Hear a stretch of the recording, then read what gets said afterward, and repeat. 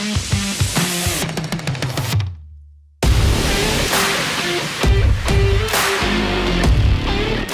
up? Welcome back to Rethink. Welcome back from Texas. Yeah? Yeah. A good week. We'll talk about that. Most of it. Yeah, not all of it. Not all of it. Yeah. But yeah, we just wanted to thank you guys. If you guys are listening right now, you're listening on one of our platforms, either iTunes or another iPod or podcast site.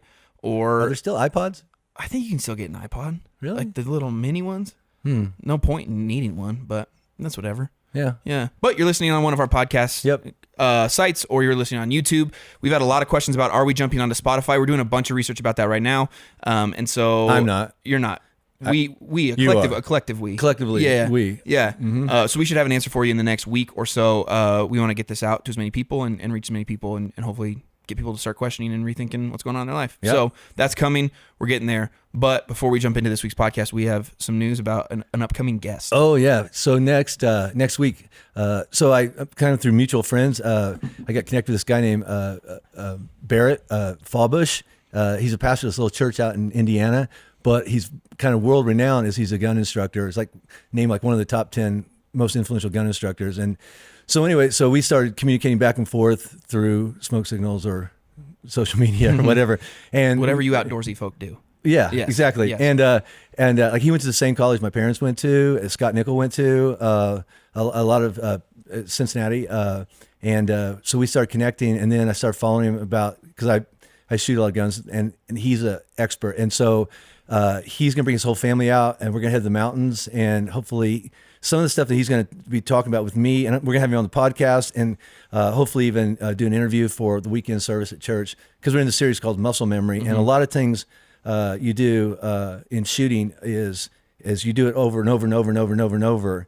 And that's the parallel that Ben set up even as he kicked off the series that we just started called Muscle Memory, is that it takes training, and in any discipline of life. Yeah. And it's no different with trying to learn a new way to follow God and live your life as a man or whatever it is. And so Barrett's going to come out, he's bringing his family out, we're going to go to the mountains and shoot targets and hear how. Here's the other thing is he has a really, really great kind of a theological concept about how can you be a Christian and be pro, gun or pro, defense of your home and the use of lethal force.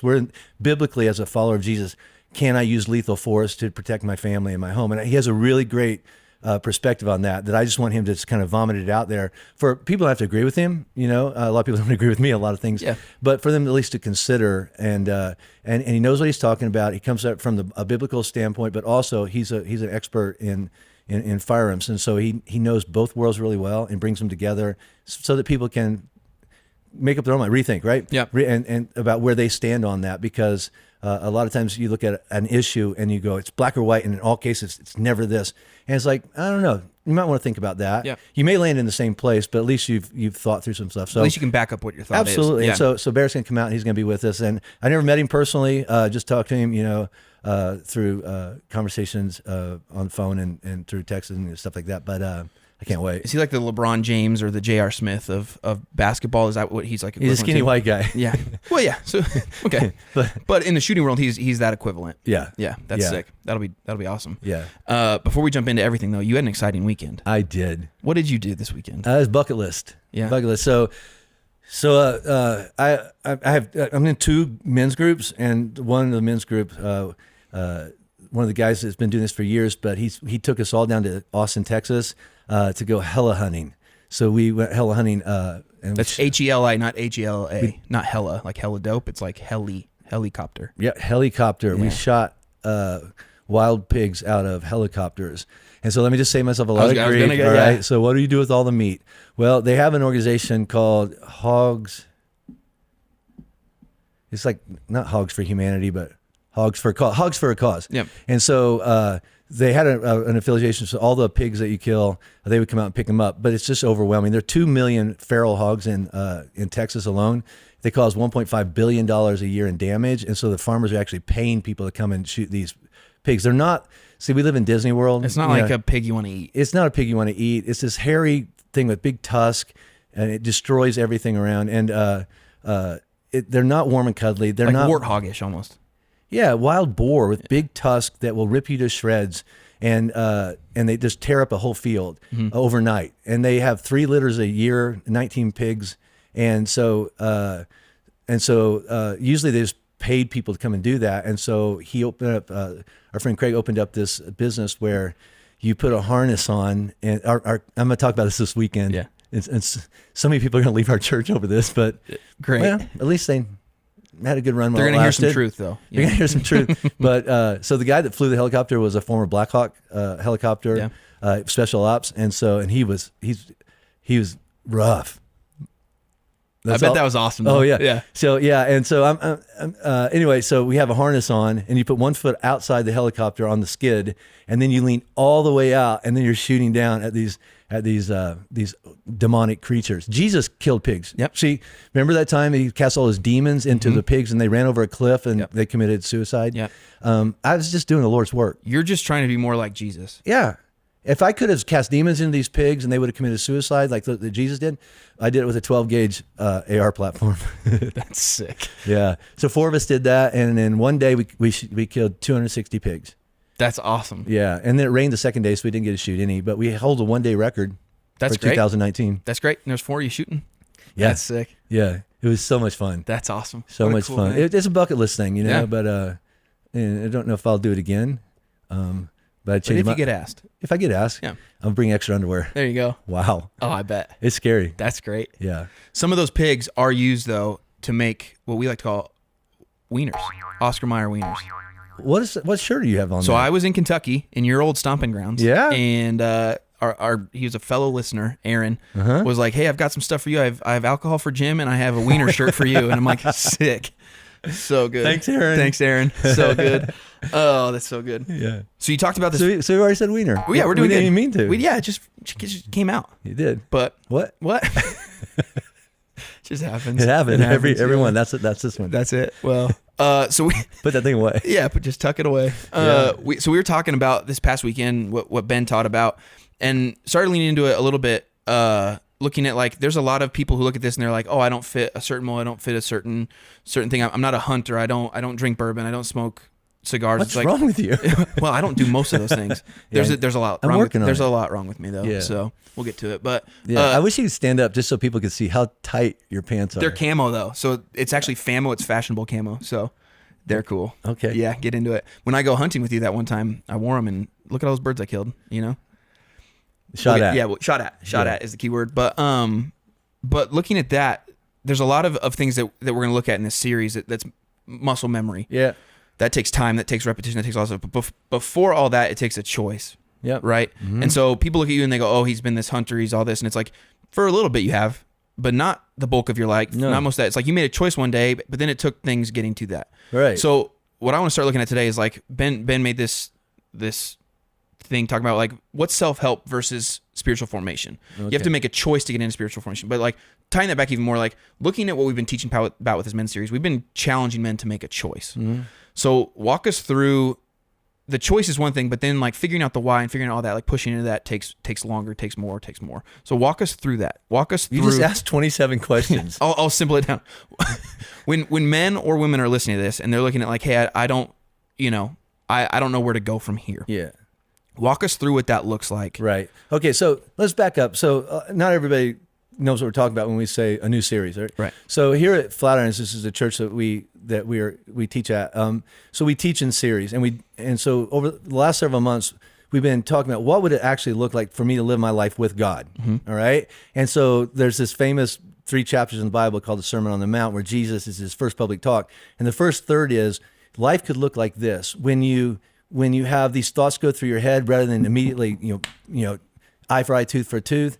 You might have to do that. You might have to punch a dude. But instead of that being your first response, could you dig beneath the surface, go upstream and go, the reason I'm angry has nothing to do with what you just said, just what you did, all right? Or the reason that I want to step outside of my marriage is I'm looking for something good in a really bad place.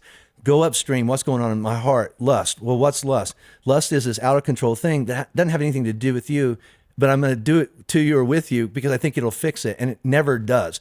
And so what if we could live our life in the kingdom, right? And then we took a time out and we said, okay, what does it look like in today's world to be a man, like when God said, "Let there be men," what did He have in mind? And so we called it operator's manual because He's the designer. And just like a chainsaw or a knife, if you use it the way it's supposed to be used or by the designer, you can do great good with it. But if you use it improperly, just like a chainsaw or a knife, you can slice and dice and kill everybody around, which men do all the time, and women do too. But I'm talking to men primarily.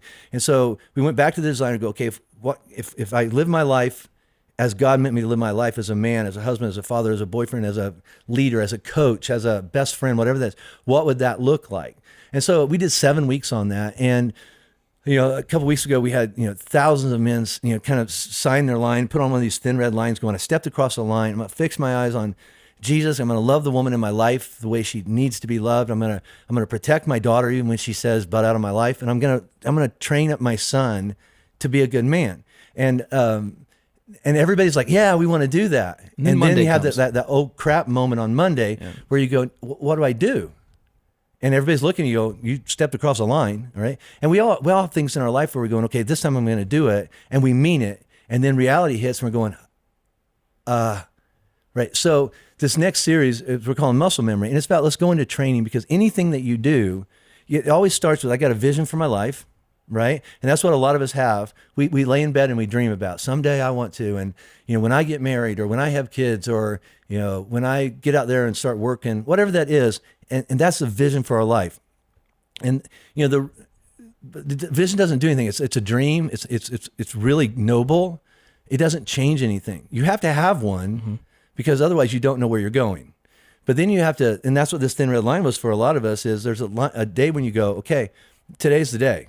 Today's the day I'm going to do something different. You get your butt off the couch, you go put in a job application, you sign up for college, you propose, whatever that is. You've been talking about it, about someday, and then there's that line. And then you have to have a strategy. Dallas Willard would call it means, all right? Vision means, I call it strategy. So what are you going to do now? And the answer is, if I want that vision to become a reality in my life in any area, and that's from I want to lose 50 pounds to I want to shoot a rifle a mile to I want to climb a mountain to I want to get better at business, right? I want to be a better baseball player, whatever that is for you. You have to have a vision, and then you have to say, okay, today's the day, and then you have to start working a plan. What happens when you have this vision, you have this idea, and then you make a strategy, and then things fizzle out? As I look at that, it's like people don't, and I'll use myself, I don't usually look at here's why I'm doing this. I just go out and do it, and I don't stop to think. I'm like, we've talked about this before, where I fly by the seat of my pants until I burn out, and then I take the next thing, and then the next thing. How do people figure out the why behind what they do, so that way they keep pushing forward when things just look like they're about to fall apart and shit hits the fan? You have to have a why to keep pushing you forward. Yeah, and so the why is you have to really clarity about who you are and what you're created to be and do above all else. And I'm not talking about hobbies and I'm not even totally talking about a job. Is who am I as a man? What was I created to do first and foremost? And then out of that security, as long as you don't depart from that, do anything you want. All right. But when you don't know who you are, then you're trying to spin 5 different plays. Andy Stanley said one time, I can juggle 3 balls really well. If you give me a 4th one, I'll drop all of them. That's because you don't know who you are or what you're good at. All right. And so once you identify, this is who I am, this is my value, this is my worth, and this is the mission I have in my life. Now, what is the playing field I'm going to play that on, right? Because if you don't know what that is, then over here you're that person, over here you're that person, over here you're that person, and you're trying to figure out which one I'm supposed to be today. And that gets really, really confusing. But you just basically, it's exhausting. It's exhausting, and you burn yourself out. So we spent 7 weeks going, okay, what did God create me to be? First, why am I breathing air? And it's like sovereign God has entrusted me with this part of the universe. It may be influence over people. It may be a wife, a girlfriend. It may be children. It may be employees. It may be students in your class. This is my world right now, and this is what God has entrusted to me. What's my primary responsibility? To provide and protect them so that they have all that God wants them to have, all right? Now, how do I do that? Well, there's thousands of ways to do that as long as it didn't depart from what God says is right and true. Mm-hmm. So you have to go back to going, what does God say right is true? So the first strategy is always, what does God say is true? Belt of truth, mm-hmm. right? And then you have to armor up, learn how to use that truth, and then go to war on behalf of. And so let's talk about the learning about it. So this series is looking at spiritual muscle memory, essentially the training of what that looks like. Sure. What does that look like? What does that mean? we always talk about like it's repetition, but even before repetition, it's something else. Yeah, it's like any discipline. Okay, so I don't know why we think that following God and becoming the man and leading our lives in a way. So the whole thing is called spiritual formation, right? I want something to change inside of me so that eventually what I do effortlessly is the same thing Christ would do. Not because I have to think about it. But you play baseball, right? Mm-hmm. And so, I don't know, how old were you first picked up a bat? 6. Yeah, and so you just like, they said, no, hold it here. And every swing you had to think about it, all right? It's like, and they say, no, elbow up or elbow down or get your butt out or spread your legs or whatever that is, and so eventually you were thinking about everything, and then they tell you you're thinking too hard, right? Yeah. But eventually, the whole idea is eventually you've done that, not 100 times, not 1,000 times, thousands of times. Oh, I had a baseball coach that we would have practice, and it was like you're counting how many swings you're taking, and the goal was 600 to 800 every day. And then even then, it's like you're getting to the point where it's like I'm in a rhythm, I'm doing everything right, and one thing gets screwed up, and you have to reset. So it's like that's real life too. Everything is clicking, you're doing the right things, and then everything's like that. All right, and so why do we think that following Jesus is going to be this? So I'm going to say this in my talk coming up this weekend. Whenever Jesus healed somebody, it was always physically. He healed them of leprosy. He healed them of blindness. He healed them they couldn't walk. He healed their bodies. He never healed anybody's character. He didn't speak to them and touch them, and they weren't greedy anymore or jealous anymore or angry anymore. That is spiritual formation, and that was a journey. All right, you're going to have to get a lot of reps under center and a lot of swings at the bat, because it's not.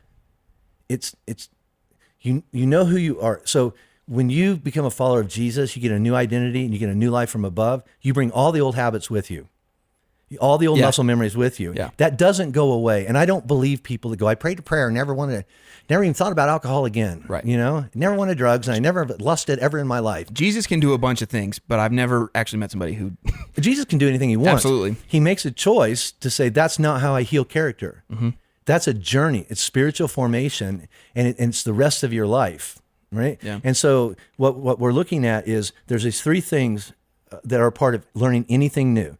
Dallas Willard says discipline is doing what you're able to do now so that you can do in the future what you cannot do now by direct effort.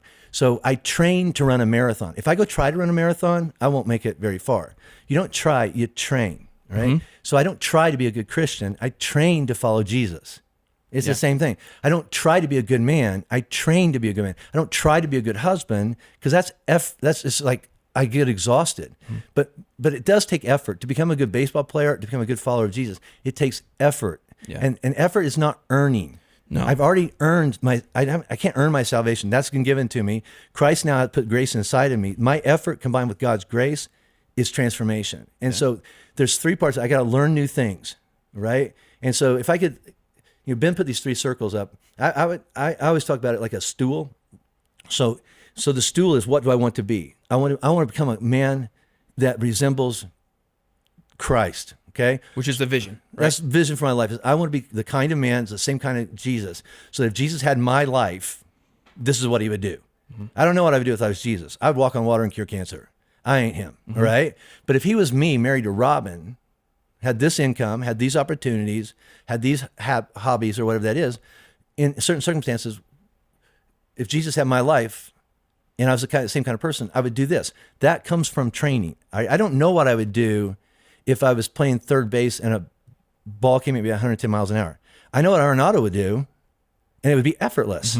He would catch it in the air and throw it to first base before he landed. Now, I can't even contemplate doing that, right? And he does it without thinking.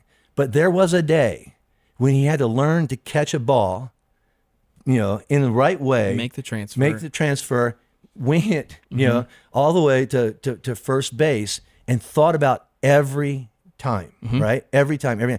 And I bet he threw it up in the stands above first base, in middle school or high school, or maybe even in college, because that takes years and years and years and years. So if I want to follow Jesus and be the kind of husband to Robin on the level that Arenado is to baseball, I have to show up at practice when nobody's looking over and over. I have to learn new things, right? And then there's always something competing for that. There's obstacles, right? So the first leg of that stool for me was, what does Jesus say is true? Jesus says this is eternal life. I want to know God and Jesus Christ whom he sent. That's the definition of eternal life, getting to know God. It may have something to do with after your funeral and you go live in a place or the place comes here, whatever it is. But Jesus said, this is eternal life. Just get to know me. That's eternal. Now, as I do that, I'm going to run into obstacles going, why can't I believe that's true for me? I'm holding on to these ropes about this is what I think God is, this is what I think I am, this is what I think I'm worth, because this is what was done to me. And now I'm getting to know new things about Jesus. Now I run into these obstacles and I cannot let go of these old ideas. Why not? That's why I went to Crucible. Right. I felt like I get so far in my life and then fear, shame, and insecurity cap my life. And I want, there's more out there and I can't get there. Yeah. And so that's why you have to eliminate obstacles. So if it's baseball, if it's shooting long range, if it's maybe you want to be an artist. All right. And you're going, okay, I want to learn new. So Robin went to counseling the other day and said we have to do something together, and she wants to take art classes. Yeah, like a sipping wine. Have you seen those? Canvas and cocktails. You can go do wine, or you can go drink wine or whatever and paint. You could do that. Old fashions? Sure, bring your own. Dude, I could paint. Oh, you could paint some sweet stuff. Some sweet stuff. Whatever you paint, we'll put in here. That'll be so good. Well, I have to rethink that. Yeah, we'll talk about it. So let's say I want to become a painter, right? So I go and I learn painting and I study painters and things like that. Now, I haven't taken anything off my list. It's just another thing that I do. If you say yes to something, you got to say no to something else. And usually it's your family or your kids or whatever.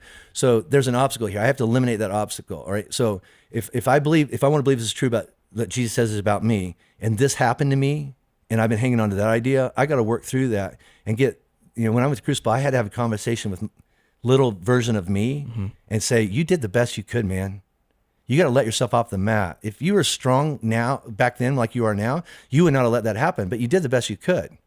You would kill the dude now. Yeah. Right. That's all you could control back then. I couldn't control it. All right. But I had to go back and go, hey, the stuff that you started believing about yourself back then, it's not true. What Jesus says is true. And then I was able to go through that. It still comes back every once in a while. For sure. Right. But now I have that. Now, just because I know the truth and I'm hanging on to the truth, until I get off the couch and start living out what now is true in new ways, which I don't know how to do very well. All right. I now own a state-of-the-art baseball bat, glove. All right. Doesn't matter. I've been accepted into ball. academy. Yeah. Right. And I've eliminated the things that were competing with that. I haven't started training at all. I always loved it. I remember. So when I was a kid, all right, that's when everybody started getting Michael Jordan shoes and jerseys. And I remember walking down the mall sometimes, and you see all these people with Michael Jordan stuff on. And when they put it on, something in their head thought, I wonder if people think I'm like Michael Jordan. I'm like, dude, you have a top, a 2-inch vertical, right? At most. But something happened. I bought the uniform. I bought the, it's one thing to, it's one thing to wear the uniform, or no, what is it? Fly the flag. It's another thing to put a uniform on and go defend it, right? It's like you can.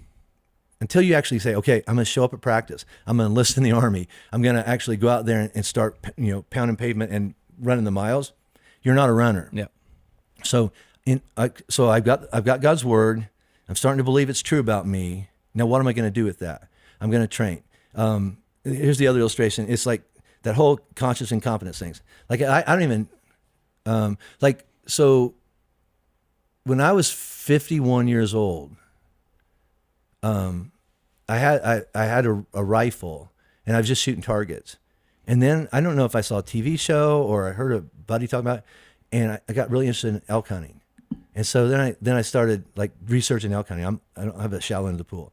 And so then a friend of mine that I didn't really know showed up at Easter at the lobby when I told the story one time and said, I want to take you hunting down in Lake City. I'm like, really? Because I really want to go hunting. And so that was at Easter, and in October I ended up going hunting. And along the way, I met a guy who goes to church here. He goes, I want you to talk to somebody who's a professional hunter. His name's Willie Schmidt. He has a pure hunting TV show. I didn't know him, but he went to Flathead. He lives in Montana now. But so I met and had beers with him and just talked about. So tell me how to call in an elk. What's it like when an elk comes in, and what do you have to do? And we just talked all this. And then on the drive home, our mutual friend Santino. He called and says, hey, Willie was wondering, he's one rifle hunt short for his season. Can we go and film your hunt? And I said, no.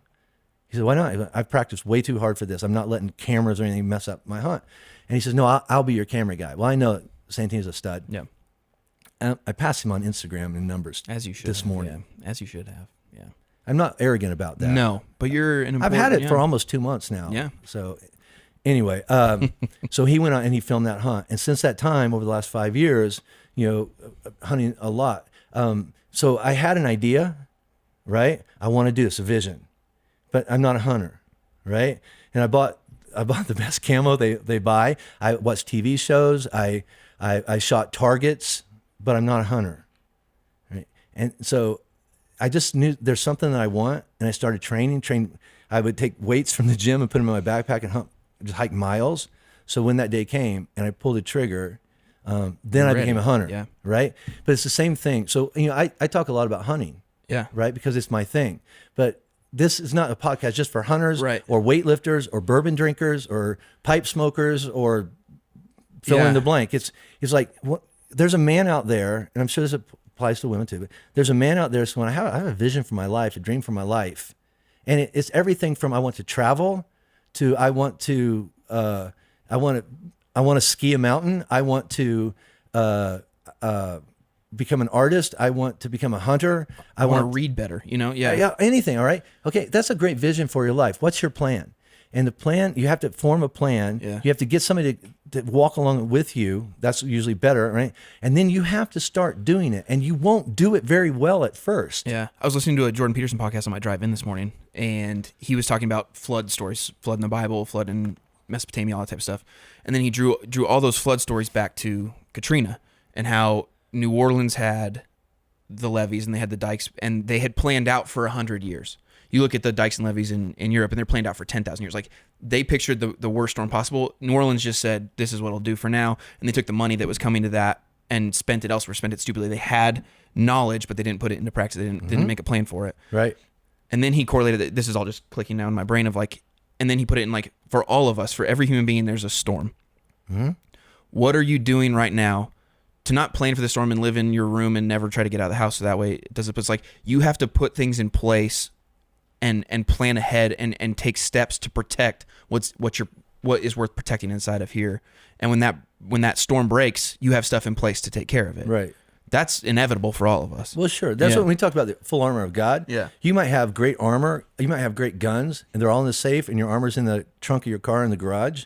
You have the best armor available, best weapons available. But if someone breaks into your house and you don't know how to use them, or you don't even know where they are, then you're just screwed, right? So you have to be ready to go to battle. You have to have a plan. And so that's what I want to make this really, really clear. Because I've got some feedback, even from my wife going, I look on Instagram or I listen to podcasts, and all you do is talk about guns and hunting and shooting and bourbon and, just all this stuff, right? That's because it's just my thing, all right? But it's just because I made a choice several years ago and I want to try that. And that's the other thing is I'm 56 years old, right? And I've been doing all this for a long time. And I think that a lot of times people go, I'll never be able to do what he does. Well, I've never done what I'm doing before. When I was 46, 36, 26, right? I remember I had one of our youth pastors here come to me and he said, I want to be a youth, he grew up in my youth group. I want to be a youth pastor like you. How do I get there like right now? I'm like, whoa, buddy. That took 20 years. Go set up 1 million folding chairs. Take kids on, a bunch of mission trips. Don't quit. Don't call me from In-N-Out Burger in Arizona and quit again. Don't lose the credit card. Don't do that. You get about 20 years of that under your belt, and then God will entrust you with more. We want to start right now. I want to play basketball and get a shoe contract. I've been playing basketball for a year, right? No, it doesn't work that way. I want to become Nolan Arenado now. It doesn't work that way. I want to be, super husband now. It doesn't work that way. What is it? You got to train and train and train and train. This is not a podcast for manly men who play baseball and shoot stuff out of. Yeah, I clean that up. That's right? good. Yeah. Out of helicopters. I mean, that's a bucket list thing. Yeah, I didn't pay for it. Yeah. It's $15,000 a day. It's pocket change. Yeah, I didn't pay for that. All right, I was invited on, with some men who paid for it. Right. If I had $15,000, I would not spend it. My wife would not let me spend it on shooting pigs out of a helicopter in Texas, right? But this man said, hey, this is something really important to me. You're one of my friends. I want to share this with you. Okay, but I didn't see that coming, right? So I'm not living this.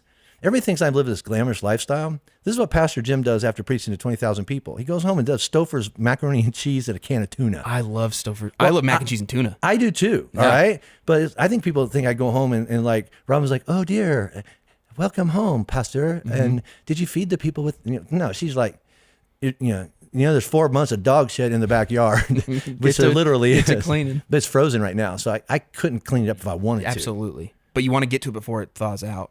It's frozen to the ground, Cole. But once it thaws, you're picking up mushy. Well, what am I going to chisel off the ground? You're it's strong. Under a foot of snow. Well, once that goes away. It's cold. It'll still be cold when the snow's gone. Then you come do it. I already do that for Stella every day. Stella's a baby. I know. She's so nice, though. Yeah. So you have to clean up human poop, too, though. I do, yeah. 2 types of poop. Yeah. 3.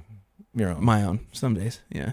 Well, last question before we go. So as we tear through... Have we covered anything efficiently today? No, not really. Except I killed a lot of pigs. Yeah, exactly. I haven't had enough caffeine today to be efficient. As we go through this series, as we go through muscle memory, as you look at your life, the vision that you have for your life, where's your muscle memory not lining up to reach that right now? So as you look at your vision for where things are at, what muscle do you need to sharpen up, to lift more, to push, like metaphorically, to get to that? What do you look at in your life right now of like, this doesn't line up to get me to where I need to go? I say yes to too many of the wrong things. What's that rooted in? And no to too many of the right things. So, and I usually don't pay attention to that until the important thing raises her hand and says, hey, I'm lonely. And that would be marriage, right? Yeah. And so I'm finding that way too often Robin's going, you're out with your friends, you're out in the mountains, you have all these things you love, and I'm sitting here. And I'm like, well then, go do something. And she's like, what? And she wants to do them with me. Thus the painting. The painting thing. But the painting in Burgen is a great idea. It has possibilities. Yeah. More than painting and painting. Yeah. Yeah. So hold on. So with that though. So I'm having to rethink some muscle memory going, okay, as I go through my normal routine, there's a thing that I've been neglecting. I need to put that back into the equation. And what's really disappointing is I can stand up and talk to 20,000 men about loving your wives and cherishing your wives and pointing your will back to, and then my own wife goes, I'm right here. I'm right here. Yeah. And you want me to go up there and tell the other side of the story? I'm like, no. No. But that's honest. And so, but she's, she's really kind of great. She doesn't resent what I do, but she calls me out and says, hey, same way. And she has her stuff too. For sure. All right. For sure. But I think it's really, really important that we go, okay, as I'm trying to go, okay, I've got to learn the truth and eliminate obstacles and then put them into training. One of the obstacles, which we don't think is an obstacle, but the whole thing will come crashing down if we lose the most important thing. So it doesn't matter if I'm the best hunter, the best pastor, that I have a new max on curls. Hell yeah. Yesterday. That's a good day. But people were running through the gym crying, going, run. It was trending on Twitter. Wow. Yeah. What a time to be alive. alive. I didn't even know that. But so all that goes away if I come home and Robin goes, I don't want to do this anymore. And then I lose everything. Yeah. And I think that's one of the things going, all right, this is the muscle memory. It's like when I had my shoulder replaced and I had to go back to the gym, I felt like I could do more. And they said, nope, you have to do these little bitty tiny weights for all the connective tissue inside. Because if you go heavyweight, your big muscles on the outside, they'll take over and then you'll never develop the inside ones. I'm having to develop the little finesse muscles on the inside. And that's the most intimate relationships in my life. Robin, my children, my grandkids. It seems like I have time for all the flashy stuff. And then the people that put up with me, because they have no choice, they're the ones that get neglected. And now what I'm seeing is I need to go re-engage with the connective tissue. Absolutely. Right? Or else it all falls apart. With the flashy stuff, what do you get out of that has drawn you to that? Yeah, a lot of enjoyment, but I think I have to keep out in front of me is for the first part of my life, I didn't think I even belonged to a strong man. And so now all of a sudden I found like, no, I'm a strong man and I deserve to live a life as a strong man, hanging with other strong men, and sometimes that gets a little intoxicating, and it becomes too important, because the reason I'm a strong man is for these other people in my life, not for me just to go hang out of a helicopter or shoot long distance or go to the gym. There's some therapeutic things. They get a better version of me when I come back from that. Right. But they need to have a better version of me probably more than they do. That's good. Yeah, I don't know if I want them to hear that, though. We might edit that out. We'll see. Does that make sense? Absolutely But it's does. like, so I've been doing this for a long, long, long time, and I don't have it down yet. And there's never a point where you go, okay, I'm in shape, I can stop now. Because I was talking to a guy so we were in the locker room this morning at the gym, and he walked in and he said, isn't it amazing how long it takes to get in shape, and then you miss 2 weeks and you feel like you lose it all? Well, I think you could say that with a lot of things: your spiritual life, your marriage, your children, the things you go, they'll always be there. They'll understand this 2 weeks, which turns into 2 months, which turns into 2 seasons, which turns into their childhood, which turns into divorce court. So, Yeah. So that's where we're going in this series. But that's what I just really want to make clear in this podcast is, like, if you're tuning in, go on, this is just about shooting, hunting, weightlifting, all that. That is just, that's my thing. But Jesus talked to use metaphors. Your thing could be anything, but the same thing applies. You have to have a vision for your life. You have to cross a line and go, I want that. It lines up with who God says I am. What is it going to take to do that? And then do that. No one's going to do it for you. Was it Gary V? 3, 2, 1. Get up. Yeah. Right. And I think the biggest, and I'll wrap up with this, the biggest excuse that I've made in my own life, or I've heard other people make, is this: well, yeah, but if things were different, but they are not. Yep. If I had more money, well, you don't. Well, if that hadn't happened to me as a kid, well, it did. If my dad had been different, he wasn't. If my wife hadn't, well, she did. If you hadn't done, well, you did. All right. So that is your life. And I got an email this week going, I don't think I am qualified to be the spiritual leader of my home. I've just done so many things in my life. And I emailed him back and went, well, sorry, you're God's designated person for this role in your family's life. So you can let your past define your future, or you can say, okay, from now on, because all we have is from now on. Yeah. So what's the vision for your life? Well, I'd like to be the spiritual leader. Okay, then get off the couch and go figure out how to do that. Be in church, get in a men's group, listen to podcasts, listen to 50 podcasts, and start pursuing it, because you are God's man and things aren't different. You did what you did. What happened. Now, from now on, what do you want to do? Vision, intent. What's my strategy? Training. Yeah. That's good. Yep. Sweet. See you next week. Okay.